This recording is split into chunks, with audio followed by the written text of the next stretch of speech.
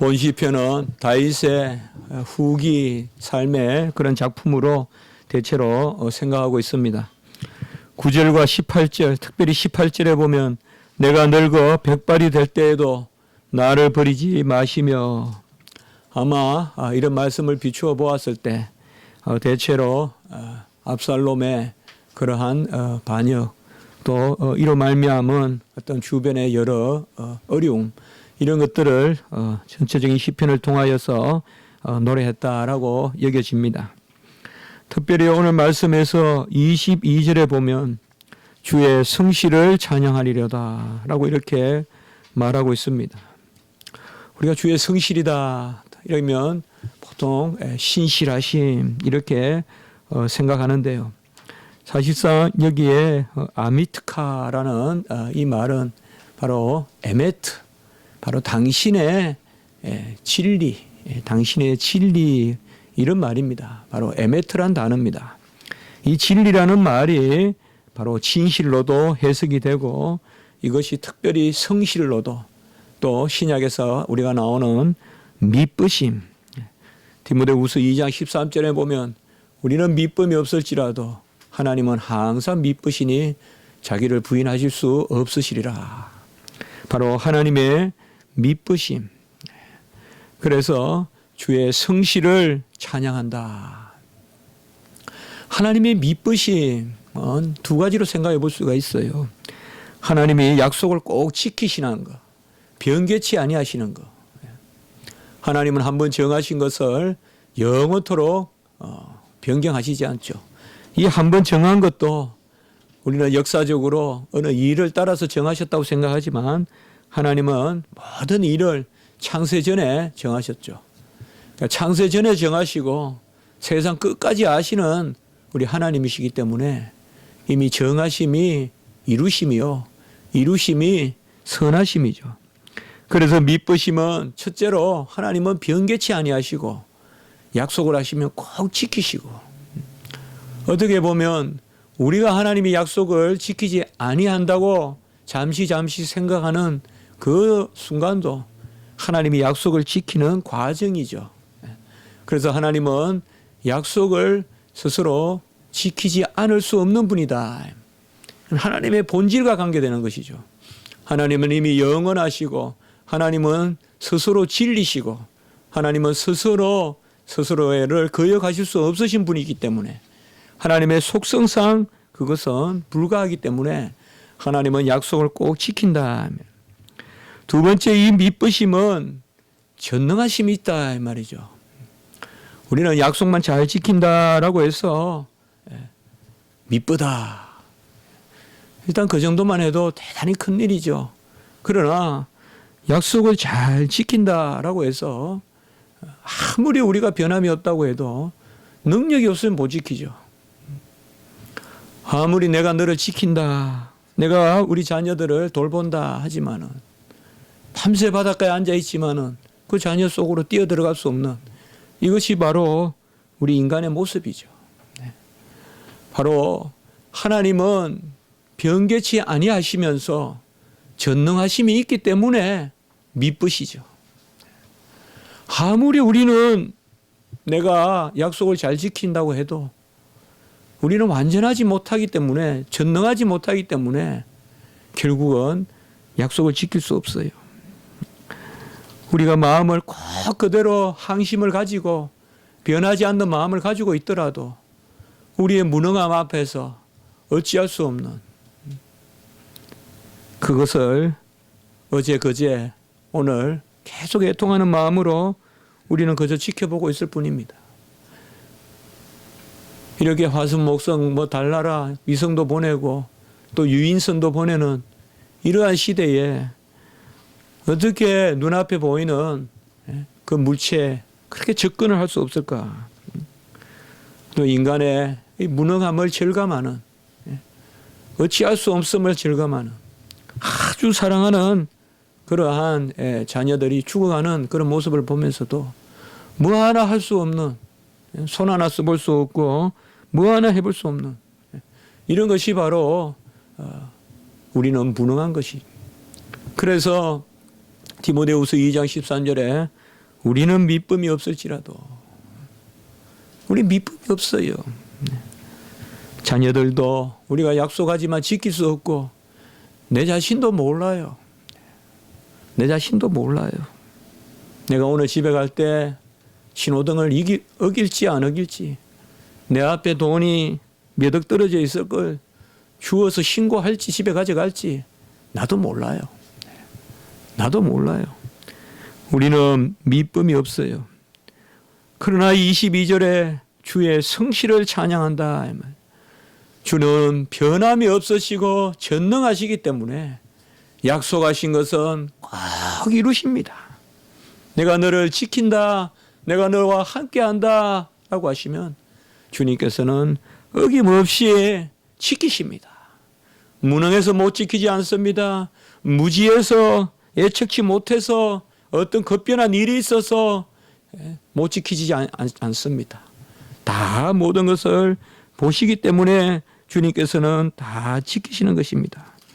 이러한 주님의 미쁘심이 오늘 특별히 15절과 16절의 말씀에 나타나 있다고 한번 생각해 봅니다. 주님은 어떻게 성실하시냐? 주님은 어떻게 이머트카, 어떻게 진실하시냐? 진리 가운데 거하시느냐? 첫째로 그것은 바로 주님께서 공의의 하나님이시기 때문에 그러신 것입니다. 청량할 수 없는 주의 공의가 있다. 이 공의, 체다카라고 하는데요. 이 공의라는 말이 오늘 의라는 말로도 나타나고 공의라는 말로도 나타나고 네 번이나 나옵니다. 2절, 15절, 16절, 19절, 24절. 최소한 제가 파악한 것만 해도 5번은 이 체다카란 단어가 나옵니다. 이 공의라는 부분, 바로 청량할 수 없는 주의 공의. 이 공의가 무엇이냐? 체다카, 바로 주님의 의로우심이 무엇이냐? 칼빈은 이 부분을 이렇게 해석했습니다. 공의는 하나님께서 자녀들에게 부여하신 속성이 아니라 하나님이 자녀들을 돌보시고 구원하실 때 나타내시려는 신실하심을 뜻한다. 이렇게 칼빈은 주석하고 있습니다. 하나님의 공의는 우리에게 주신 자질이 아니라 매번 몇 때 우리를 지키시는 하나님의 신실하심을 공의라고 한다. 이렇게 주석하고 있습니다. 우리는 하나님의 공의다 이라면 어떤 추상 명사로 하나님의 어떠하심, 성품 혹은 그것을 닮아가는 우리의 어떠함, 그렇게 생각하기 쉽지만은 칼빈은 여기에서 청량할 수 없는 주의 공의라는 것은 그런 것이 아니라 주님께서 시시각각 일마다 때마다 우리를 돌보시는 그 신실하심, 그것이 바로 주님의 공의다. 그렇다면 아까 우리가 말씀을 드렸듯이 신실하심의 첫 번째 조건, 바로 변개치 아니하심, 그를 우리를 향한 뜻을 여전히 가지고 계심.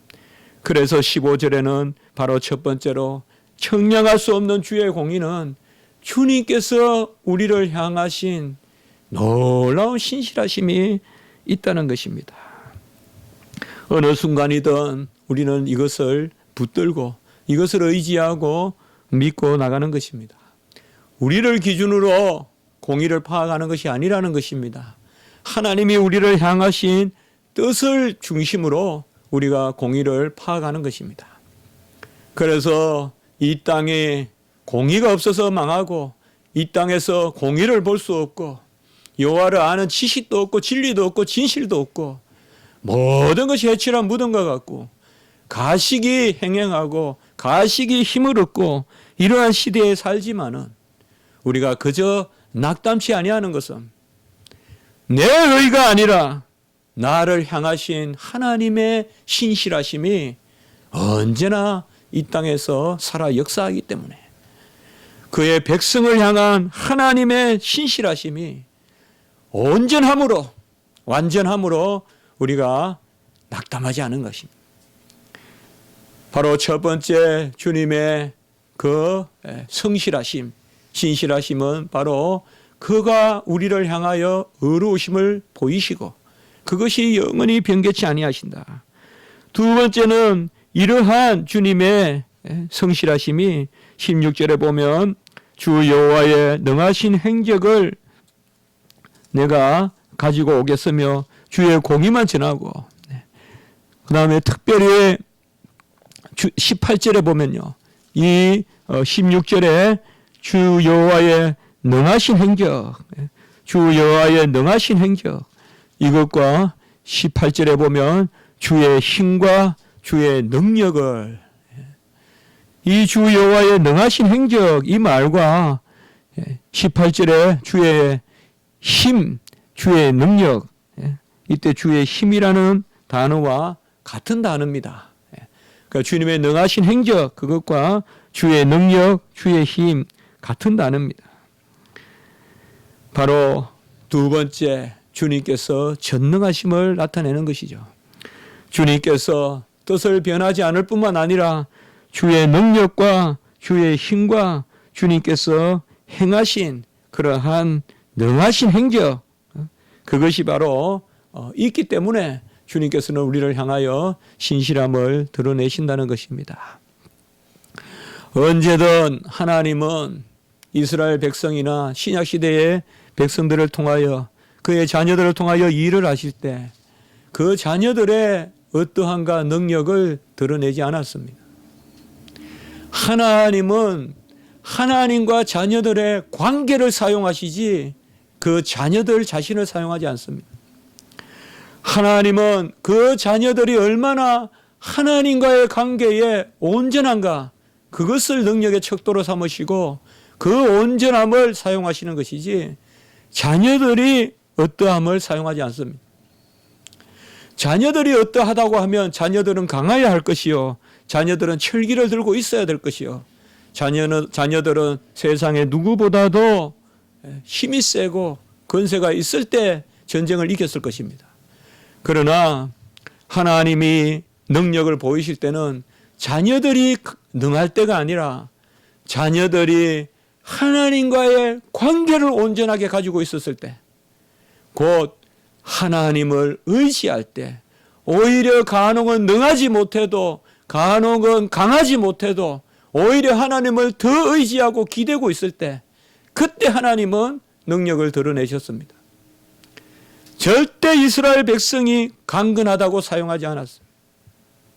가장 연약할 때 이스라엘 백성이 칼 하나도 손에 들고 있지 않을 때 여리고를 그저 걸어서 무너뜨리라고 했어요.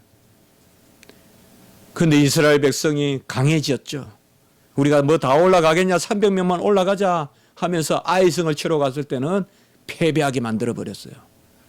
그것은 그들이 스스로 능력이 있다라고 힘이 있다고 이야기할 때는 하나님의 능력이 역사하지 않았던 것이에요.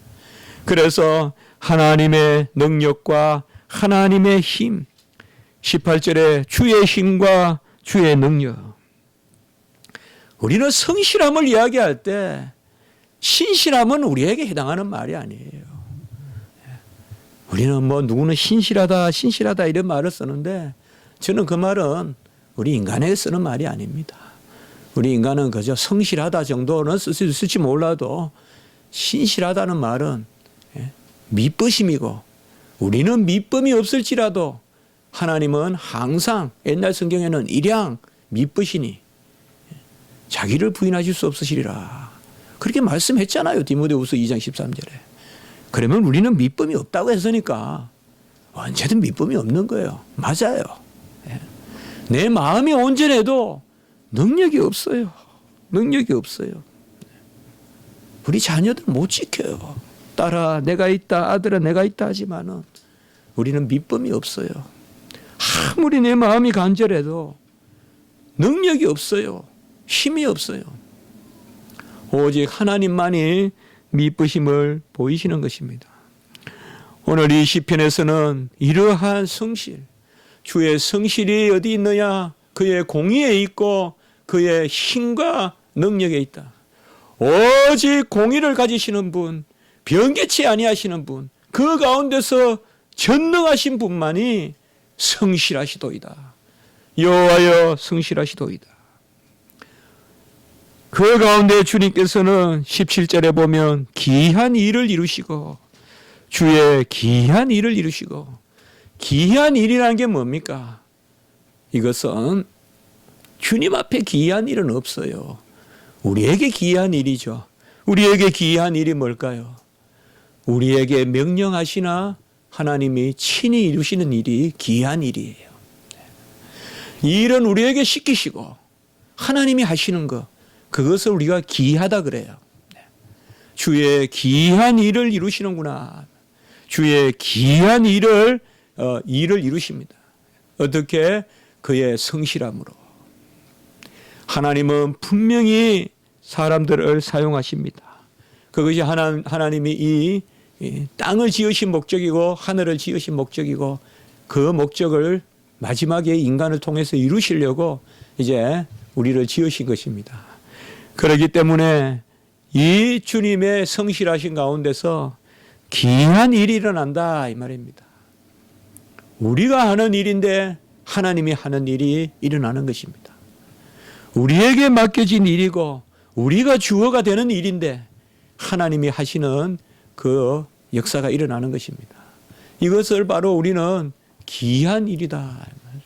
도무지 우리는 할 수가 없는데 우리에게 일을 맡기시고 그 일을 감당하게 하시는 것입니다. 여러분, 우리 성도들의 믿음이 어디 있습니까? 무엇이든 구하면 나를 위해 친히 행하시는 하나님을 믿는 믿음, 여호와를 찾고 구하면 응답하시고 지각이 뛰어나 우리의 모든 것을 밝혀 살펴주시는 하나님을 의뢰하는 것, 그것이 바로 우리의 담대함이요 우리의 살아있는 믿음이 아니겠습니까? 간혹 살다가 보면 우리도 너무 이 신앙의 매너리즘에 빠져가지고 그저 일상주의에 빠져가지고 그저 되는 일만 되고 되지 않는 일은 안 된다는 생각이 우리를 얼마나 지배합니까? 그저 하나님의 은혜는 어떤 적당한 우리의 노력에 대한 보상이요, 또 우리가 이성에 미칠 만한 어떤 그러한 인과응보의 그러한 관계 속에서만 베풀어지는 것으로 우리가 얼마나 자주 생각합니까? 내가 할 수 있으면 하나님도 할 수 있는 것이요, 내가 할 수 없으면 하나님도 할 수 없다고 얼마나 많이 생각합니까?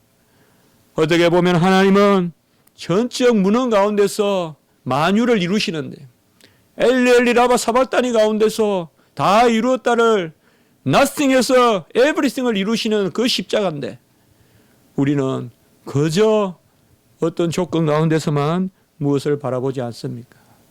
가장 하나님이 영광 받으실 그 여건 가운데서 우리는 하나님을 부인하지는 않습니까? 바로 주님께서는 기이한 일을 이루시되 주의 성실하심으로 이루신다 이 말이죠. 주님의 성실하심으로 그 일을 이루십니다. 그리고 19절에 보면 주님께서 이 성실로 이루시는 일을 또한 큰 일이라고 했습니다. 하나님이여 주께서 큰 일을 행하셨사오니라고 이렇게 말씀하고 계시는 것입니다. 우리가 하나님의 큰 일이다, 마그날리아데, 메갈레이아, 투데우.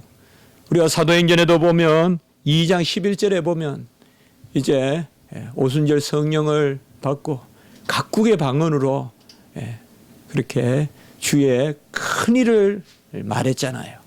그때 보면 하나님의 큰 일을 말하는 것을 들었더라. 각자의 언어로 하나님의 큰 일을 말하잖아요. 하나님의 큰 일이 뭘까요? 우리가 하나님의 일은 하나님을 믿는 거라 했잖아요. 하나님을 믿는 것이 하나님의 일이다. 요한복음에 말씀하셨는데, 특별히 여기에 하나님의 큰 일이라는 것은 다른 것이 아닙니다. 이 땅에 예수 그리스도를 보내주셔서 공로 없이 값 없이 우리를 구원하시는 것, 그것이 하나님의 큰 일입니다. 달리 말하면 아까 말씀을 드렸던 주의 기이한 일이 바로 하나님의 큰 일입니다. 우리의 구원을 우리의 공로 없이 이루시는 아들 예수 그리스도를 이 땅에 보내셔서 모든 일을 이루시는 것, 그것이 바로 하나님의 큰일입니다. 이 일보다 더 큰 일이 어디 있을까요? 생명을 살리는 일보다 더 큰 일이 어디 있을까요? 어떤 돈이, 어떤 재물이, 어떤 가치가 생명을 대신할 수 있을까요? 한 생명을 전국이 살리려고 들잖아요. 기중기가 한번 움직이는데 1,000억이 든다 그러대요. 어디 뉴스에 보니까. 생명을 살리려고 그래도 삼성에서 보냈잖아요. 1,000억이 더 든대요. 그걸 한번 계산을 해보면. 경제 기회 비용으로 따지면. 딴 일을 하면 그거 가지고 1,000억을 더 번다는 건데. 그래도 생명이 귀하잖아요. 무슨 일이 더 큰 일이 있겠습니까? 하나님의 큰 일은 바로 하나님께서 아무 공로가 없는 우리에게 아들 예수 그리스도를 보내주셔서 구원 사역을 이루시는, 그래서 오순절 성령을 받으니 각국의 언어로, 그야말로 언어예요. 통이에요. 각국의 언어로 하나님의 큰 일을 이야기하더라. 그건 뭐겠어요? 하나님의 아들 예수 그리스도가 이 땅에 성육신 하셔서 온갖 고난 당하시고 십자가에 죽으시고 이제 부활 성천하시고 우리에게 영을 부어주셨다. 사도행전 2장 33절. 그 베드로가 설교했던 그 내용이 바로 하나님의 큰 일이에요. 각 언어로, 방언으로 증언했고 베드로가 그 설교했다고 보면 돼요. 그게 바로 주님께서 이 땅에서 다 이루시고 이제 보혜사 성령으로 우리에게 부어주셨다. 오늘 여기 말씀에도 보면 하나님의 큰 일은 바로 16절에 보면 같이 한번 읽겠습니다. 이 구절을 어거스틴은 100번도 더 사용했다는 구절입니다. 오직 은혜를 주장하는 그 어거스틴은 이 시편 71편 16절을, 어거스틴이라면 오직 은혜의 그러한 교부가 아닙니까? 가장 은혜를 강조했던 16절 같이 한번 읽어보겠습니다. 시작. 내가 주 여호와의 능하신 행적을 가지고 오겠사오며 주의 공의만 전하겠나이다. 그냥 숨어있는 구절 같지만 자꾸 이 말씀을 바라보면 정말 큰 은혜가 되는 말씀이에요. 내가 주 여호와의 능하신 행적, 이것은 아까 18절로 말하면 주의 능력이라는 말이에요. 게브라라고 해요. 히브리어로. 내가 주의 능하신 행적, 그러니까 내가 주 여호와의 능력을 가지고 오겠사오며, 이 말은 16절에 내 입으로 종일 전하리다라는 말과 비슷한 말이에요. 16절에, 오늘 15절에 내가 청량할 수 없는 주의 공의와 구원을 내 입으로 종일 전하리다라고 하는데, 이 종일 전한다는 말은 종일 헤아린다는 말도 됩니다. 바로 15절에 나오는 구원입니다. 이 주 여호와의 능하신 행적은 주의 능력이고 이것은 바로 구원입니다. 하나님의 큰 일입니다. 기이한 일입니다. 이 구원을 가지고 오겠으며 이것은 종일 은혜를 받고 종일 헤아리겠고 종일 전하겠고, 바로 이어서 주의 공의만 전하겠나이다. 여기 가지고 온다는 말은 또 달리 말하면 그것만을 내가 가치 있는 것으로 여긴다는 것입니다. 돌을 누가 가져오겠습니까? 금을 가져오지 않겠습니까? 내가 무엇을 가져오느냐? 주님의 능력만 귀한 것으로 여기고 내가 헤아릴 것이요, 그 주님의 공의만 내가 전하겠나이다. 이 구절을 어거스틴은 100번도 더 사용했다. 전적인 은혜를 이야기할 때 그것을 사용했다는 것입니다. 오늘 후반부의 말씀을 오늘 시편을 통해서 먼저 우리가 살펴봤습니다. 주님의 성실하심은 그의 공의, 변개치 아니하심, 그의 공의는 바로 우리를 향하신 그의 뜻의 신실하심. 그래서 그의 뜻이 변하지 않고, 그리고 그의 행적이 크고 그 큰 능력과 힘이 있는, 그래서 전능하신 가운데 주님께서는 구원을 이루시고 그 구원은 기이한 일이고 큰 일인데 이것을 우리에게 그저 값없이 베풀어 주신다라고 이렇게 말씀하고 있습니다. 그러면 이러한 구원을 얻는 조건이 무엇입니까? 이것을 오늘 전반부 말씀을 통하여서 우리가 좀 생각해 볼 수 있겠습니다.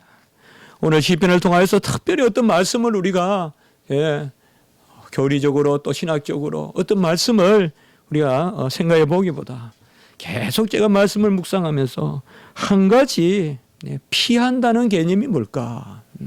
오늘 71편 1절에 보면 여호와여 내가 주께 피하오니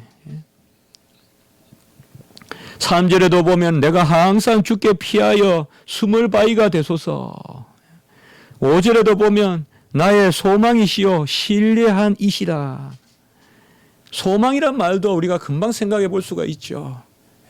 바로 도망하는 사람이 저기 앞에 바위가 있는 거예요. 그 바위가 소망이 되는 거예요. 내가 피할 곳이다 이 말이에요. 지금 전체적으로 여기에. 그리고 내가 신뢰한 이시라.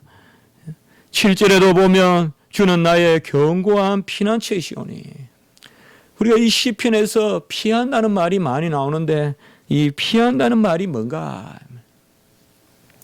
71편 1절에 피하오니라는 말은 우리가 그저 도망을 친다 또 자리를 옮겨서 숨는다 그런 뜻이 아니라 그런 뜻도 있지만은 이게 하사라는 단어인데요.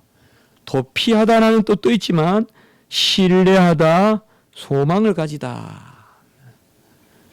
한마디로 믿는다는 것입니다. 믿는다는 것이에요. 여호와여 내가 주께 피하오니 이 말은 내가 주를 신뢰하고 주께 소망을 가지고 주를 믿는다. 이것을 피한다고 했어요. 3절에도 보면 주는 내가 항상 피하여 숨을 바위가 되소서.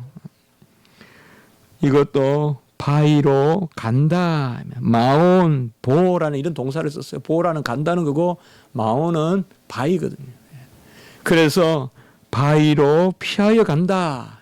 그러니까 바위 뒤에 숨는다. 바위를 의지한다. 4절에도 보면 피하게 하소서. 거기 마지막 부분에 보면 흉악한 자의 장중에서 피하게 하소서. 이것도 안전하게 도망치게 하소서. 이때는 파라트란 단어를 쓰고 있고요. 5절에도 나의 소망이라고 했는데 티크바라고 했는데 여기도 본래 뜻은 끈이라는 것입니다. 끈. 끈이라는 것이 뭡니까? 바로 구출하는, 그것을 잡고 올라가서 살아나는 그 끈을 이야기합니다. 계속 지금 구명끈, 그 다음에 피할 바위. 그런데 이러한 것은 궁극적으로 바로 1절을 뜻하는 것이요. 1절. 1절에 바로 주는 내가 주께 피하오니. 이것이 하고 싶은 말이고 나머지 밑에 나오는 말씀들은 계속 그것을 강조해서 바위가 되기도 하고 끈이 되기도 하고 그렇게 표현하고 있습니다. 결국은 여호와를 내가 의뢰하오니 믿사오니. 이것이 5절 후반부에는 더욱 확실히 나타납니다. 내가 신뢰하니. 내가 어릴 때부터 신뢰한 이시다라고 이렇게 말하고 있습니다. 이것도 언어를 보면 피난처고 신뢰고 확신이고 소명이 됩니다. 그래서 내가 피난처도 되고 내가 확신하는 바도 되고, 그리고 7절에 피난처라고 했고 우리가 6절에도 보면 주를 의지하였다라는 말인데 여기에 의지한다는 단어도 바로 지지하여 눕고 떠받쳐주고 피하고라는 그런 뜻입니다. 오늘 전반부에서 특별히 다윗이 말하는 피한다는 말, 오늘 시편은 우리가 그저 앞에서부터 거의 계속 앞에서부터 이렇게 보고 있지만은 오늘 시편은 먼저 다윗의 어떠함, 다윗은 지금 여호와를 향하여 신뢰하고 의지하고 피하고 먼저 어떤 자신의 어떠함, 자신의 어떤 동사를 먼저 이야기하고 있어요. 그리고 그 이하에 여호와의 어떠하심. 내가 어디로 피하느냐? 여호와께 피한다. 그 여호와는 어떠하신 분이냐? 여호와는 성실하신 분이다. 이 여호와의 성실함이 어디 있느냐? 그의 변하지 아니하신 그 공의와 그의 능력과 힘에 있고, 결국은 내가 믿는 것은 그의 기이한 일과 그의 큰 일이다라고 이렇게 시편에서 노래하고 있습니다. 우리의 신앙은 바로 피하는 것이요, 의뢰하는 것이요, 신뢰하는 것이요, 여호와의 끈을 잡는 것이요, 여호와의 바위로 숨는 것입니다. 우리는 하나님을 향하여 눈을 들어야 됩니다. 어떤 일이 있든지 하나님 편에 우리의 시선을 집중시키고 우리의 마음을 모아야 합니다. 하나님은 신실하심으로, 성실하심으로 하나님이 우리에게 오직 요구하시는 것은 하나님과 우리 사이의 관계입니다. 우리는 그의 종이요, 또 그의 자녀요. 우리는 그에게 의지해야 될 자입니다. 우리는 그를 믿어야 할 자입니다. 우리는 그에게 피해야 할 자입니다. 우리는 그와 맞상대를 하는 것이 아닙니다. 우리는 어떤 의를 내놓고 하나님과 서로 흥정을 하는 그런 사람들이 아닙니다. 하나님과의 온전한 관계, 하나님과의 온전한 관계는 어떻게 보면 하나님께 모든 것을 의뢰하고 오히려 우리 자신을 비우고 우리 자신을 낮추고 우리 자신을 부인하고 하나님 앞에 나아가는 것입니다. 저는 자주 그런 말씀을 드리죠. 믿음은 하나님께 나아가는 것이다. 믿음을 여러 가지로 정의할 수 있지만 성경에서 믿음은 하나님께 나아가는 것이다. 12의 혈루병자가 뭘 했느냐? 30년 된 병자가 뭘 했느냐? 소경 바디메오가 뭘 했느냐? 백부장이 뭘 했다고 그들이 믿음이 있다고 칭찬받았습니다. 그들이 뭘 했습니까? 예수님께 나아간 것밖에 없습니다. 아무리 생각해도 내 믿음이 너를 낫게 하였다. 내 믿음이 너를 구원하였다. 아무것도 한 것이 없어요. 나아간 것밖에 없어요. 오늘 여기에 피한다는 말이 바로 그 말이에요. 여호와께 나아가는 것이에요. 12의 혈루병 환자가 그 수치스러운 병과 재산을 탕진하고 몸도 약하고 의사조차도 조롱거리로 삼았다고 나와 있는데 그 수치와 수모를 무릅쓰고 예수님 뒤편으로 와서 옷을 만져도 낫겠다 생각하고 왔기 때문에, 수로보닉의 여인이 그 이방의 우상이 많은 동네에서 살던 그 수로보닉의 출신의 여인이 예수님께 와서 정말 그로서는 겸손한 것도 아니요, 그로서는 당연한 것이, 어떻게 보면 그런 삶을 사는 천한 여인일 수도 있겠죠. 그저 부스러기나 먹는 사람. 그 부스러기라도 족하다라는 마음으로 하나님 앞에, 주님 앞에 나왔을 때 주님께서 그들을, 그 믿음을 보시고, 바로 요한복음 6장 35절에도 같이 합시다. 나는 생명의 떡이니 내게 오는 자는 결코 줄이지 아니하고 나를 믿는 자는 영원히 목마르지 아니하리라. 히브리서 11장 6절도 믿음이 없는 자는 믿음이 없이는 하나님을 기쁘시게 하지 못하나니, 하나님께 나아가는 자는 그가 계신 것과 그가 자기를 찾는 자에게 상 주시를 믿어야 지니라. 바로 믿음이 없이는 하나님을 기쁘시게 하지 못하는데 하나님께 나아가는 자는 하나님께 나아가는 것이고 기쁘시게 하는 것이죠. 요한복음 6장 35절도 나는 생명의 떡이니 나에게 오는 자는 결코 줄이지 아니할 것이요 나를 믿는 자는 영원히 목마르지 아니하리라. 여기서도 오는 것과 믿는 것이 함께 사용되고 있죠. 곧 나에게 오는 것이 믿음입니다. 오늘 우리가 고난주간에 특별히 금요일 날 주님 십자가 달리신 거 우리가 생각하면서 또 한 주간 그렇게 우리가 기도하면서 지내고 있습니다.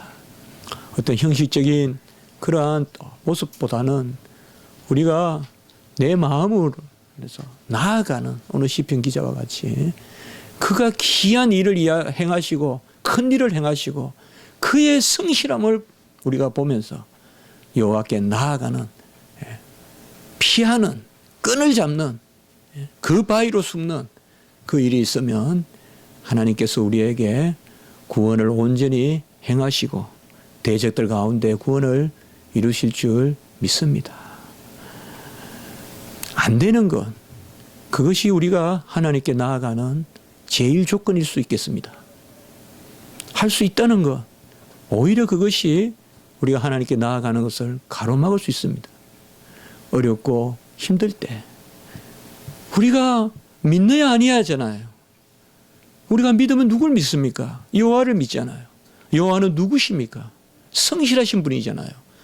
그는 변개치 아니하시고 전능하신 분이잖아요. 우리가 희미할 때, 매너리즘에 빠질 때, 내가 할 수 있는 일을 하나님도 할 수 있고 내가 할 수 없는 일은 하나님도 할 수 없다는 이 비신앙, 이 죽어있는 삶에서 내가 할 수 없는 곳에 오히려 하나님의 능력이 크고 내가 약할 때 강함이시라. 나는 자랑하노니 오직 연약함만을 자랑한다는 그러한 깨어있는 믿음으로 하나님께 맡기고 나아가는 저와 여러분, 특별히 십자가를 바라보는 그 귀한 일과 큰 일을 이루신 십자가를 바라보는 저와 여러분이 되시기를 주님의 이름으로 축복해 봅니다. 한번 기도드리겠습니다. 거룩하고 자비로우신 하나님 아버지, 오늘 귀한 시편 말씀을 통하여서 우리가 여호와께 피하는 것이 그 여호와는 성실하신 분이에요. 힘과 능력이 있는 전능하신 분이에요. 또 공의의 하나님이라 아버지여 변개치 아니하시는, 그리하여 기이하고 큰 일을 이루시는 그 은혜를 우리에게 아버지여 다시금 확신하고 바라보게 하시니 감사합니다. 주여, 우리가 나아가게 하시고 모든 일에 하나님께 아버지여 의지하는 그러한 저희들이 되게 하시고 간구하게 하시고 여호와 학교에 맡기고 여호와를 인정하고 나아가는 저희들이 되게 주시옵소서. 아버지, 큰 슬픔을 당하여 아버지 참으로 마음을 놓고 잡을 수 없는 그러한 아버지 우리 학부모님들, 또 우리 동료들, 친구들, 또 비록 구출되었으나 큰 상처 가운데 아버지에 있는 우리 영혼들, 하나님의 은혜가 이때 필요하오니 아버지 어떤 모습이든 사랑하셔서 그들이 여호와께 나아오도록 하시고 그들의 가족이 여호와를 바라보게 하시고 여호와의 위로가 있게 하시고 주님 주시는 평강이 있게 도와주시고, 원컨대 이 땅에 우리 기성세대들이 너무나 아버지여 참으로 아버지여 죄가 많습니다. 우리가 아버지여 다시금 회개합니다.